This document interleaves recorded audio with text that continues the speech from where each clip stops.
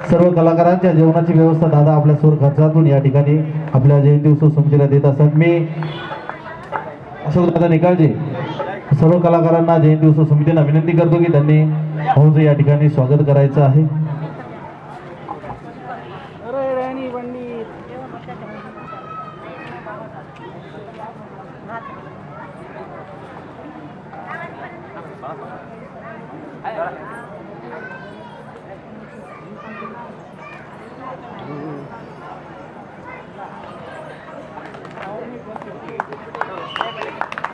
भाऊंचा सत्कार या ठिकाणी होत आहे, तर जोरदार टाळ्या भाऊंसाठी झाल्या पाहिजेत।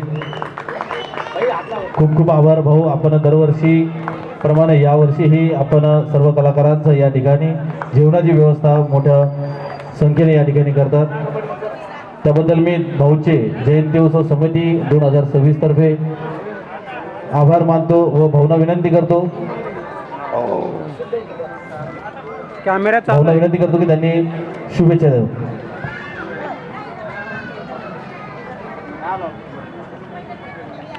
सर्वप्रथम महाकवी वामनदादा कर्डक यांना विनम्र असं अभिवादन करतो व दरवर्षी शाहीर येवले मामा असतील व त्यांची सर्व टीम असेल, हा कार्यक्रम दिसायला आपला एक दिवसाचा दिसतो, पण त्याच्या मागचे दरवर्षीचे अथक परिश्रम असतात। ते परिश्रम मामा आणि त्यांची सर्व टीम घेत असते।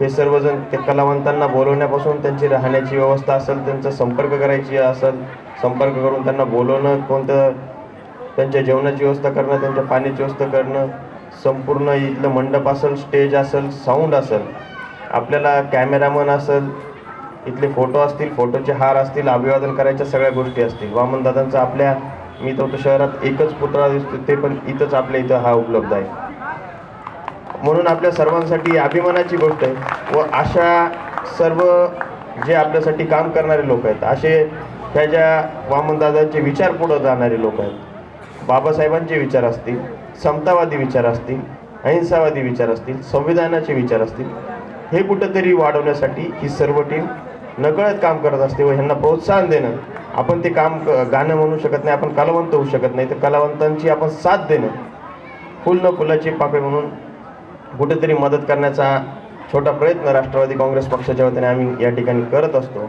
व ते आम्हाला बोलवतात, मान सन्मान देतात। एका गाण्यातनं 10 भाषणं केल्यानंतर 10 भाषणं जेवढे आपण करू शकतो त्याच्यापेक्षा एका गाण्यातनं हा संपूर्ण मॅसेज संपूर्ण जनतेपर्यंत जनजागृती जी गाण्यातनं होते कलावंत करू शकतो, तो माणूस 10 भाषणं केले तरी करू शकत नाही, असं बाबासाहेब अनेक वेळा म्हणायचे। त्याच्यामुळं ही कला जपली पाहिजे, कलावंतांना जपलं पाहिजे। कलावंतांना जपणं हे जसं कलावंतांचं स्वतःचं काम आहे, तसं त्यांच्यापेक्षा जास्त हे जनतेचं काम आहे, कारण की कलावंतांना काय लागतं तर कलावंतांना दाद लागते, ती दाद देणं, त्यांच्या इथं उपस्थित राहणं हे आपल्या सर्वांचं मी कर्तव्य समजतो। त्याच्यामुळे जेवढं होईल तेवढं आमच्या पद्धतीने आम्ही करत राहू। इथून पुढे सुद्धा मामा आम्ही तुमच्यासोबत कायम राहू, आपण सुद्धा हे कार्यक्रम घेत राहा। हा कार्यक्रम दरवर्षी आपण मोठ्या प्रमाणात घेतात, अजून इथून पुढे सुद्धा एवढं अजून मोठ्या प्रमाणात व्हावं हीच भीमचरणी प्रार्थना करतो। सर्वांना धन्यवाद देतो। जय भीम। धन्यवाद भाऊ, त्या भाऊसाठी जोरदार टाळ्या झाल्या पाहिजे। तर दरवर्षीप्रमाणे यावर्षी भाऊ आपल्याला मोठ्या प्रमाणात सहकार्य करतात, पुढे भाऊचे सहकार्य लाभतील अशी अपेक्षा करतो। धन्यवाद। यानंतर मी अशोकदादा निकाळजे यांना विनंती करतो की त्यांनी आपले गीत सादर करायचं आहे। भीमशाहीर गानरत्न अशोकदादा निकाळजे, एकदा जोरदार टाळ्या झाल्या पाहिजेत अशोकदादासाठी। व मी आजूबाजूला उभे असलेल्यांना विनंती करतो की त्यांनी इथे बसून घ्यायचं आहे। कार्यक्रम भरपूर वेळ अजून चालणार आहेत, अजून भरपूर गायक मंडळी बाकी आहेत।